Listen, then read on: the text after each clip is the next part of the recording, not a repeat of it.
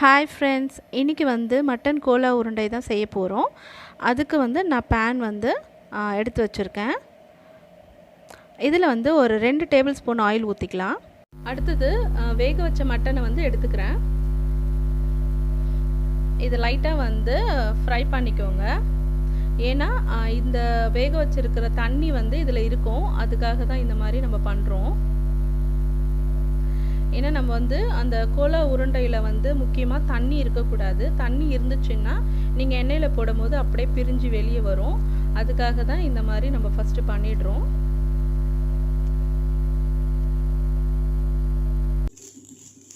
ஓகேங்களா, ரொம்ப நேரம் வேகணும்னு அவசியம் இல்லை. ஏன்னா இது வந்து ஏற்கனவே பாயில் பண்ண கறி தான், அதனால் ரொம்ப வேக வேண்டாம். இப்போ வந்து நம்ம ஒன்று ஒன்றா வந்து மசாலா ஆட் பண்ணிக்கலாம். ஸ்பூன் அளவுக்கு நான் மிளகாத்தூள் போட்டுக்கிறேன். 1/2 ஸ்பூன் வந்து மஞ்சத்தூள், 1/2 ஸ்பூன் வந்து கரம் மசாலா மிக்ஸ் பண்ணிக்கோங்க. அடுத்தது இதில் சேர்க்க வேண்டியது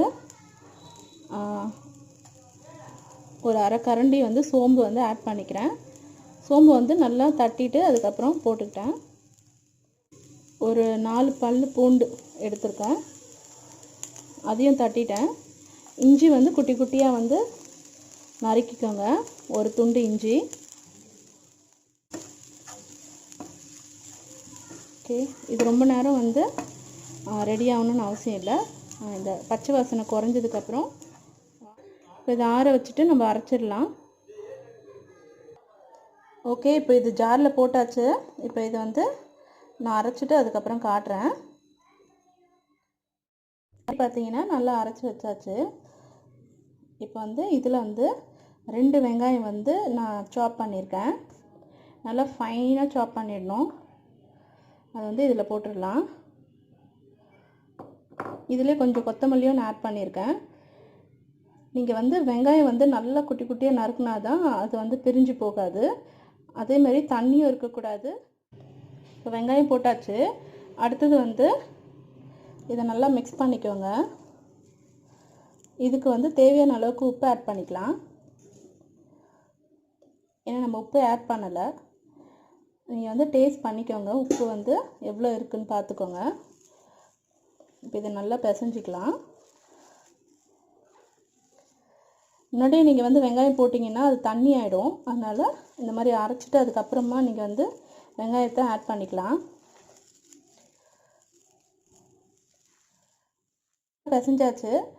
வந்து பொட்டுக்கடலை, உடச்சக்கடலை சொல்லுவோம்ல, அது வந்து நான் ஃபைன் பவுடராக ஆக்கியிருக்கேன். ஒரு 2-3 டேபிள் ஸ்பூன் வந்து நீங்கள் ஆட் பண்ணிக்கோங்க. இதை வந்து உங்களுக்கு நான் பேஸு.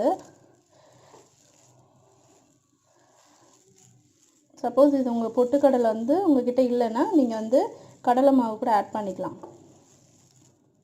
இது நல்லா பிசைஞ்சு உருண்டை பண்ணி வச்சுட்டேன். இதிலேருந்து கொஞ்சம் கொஞ்சமாக உருண்டை பண்ணி நம்ம போட்டுடலாம் எண்ணெயில். உங்களுக்கு வந்து காரம் வந்து கம்மியாக இருந்துச்சுன்னா நீங்கள் பச்சை மிளகாய் கூட குட்டி குட்டியாக நறுக்கி நீங்கள் ஆட் பண்ணிக்கோங்க. இன்றைக்கி நான் பச்சை மிளகாய் ஆட் பண்ணலை.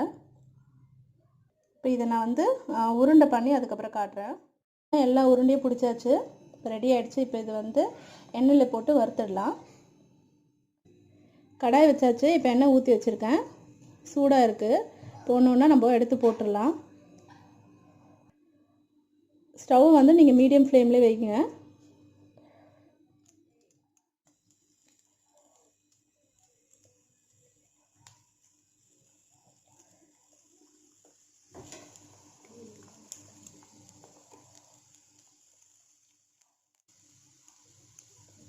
ஓகே, போதும்.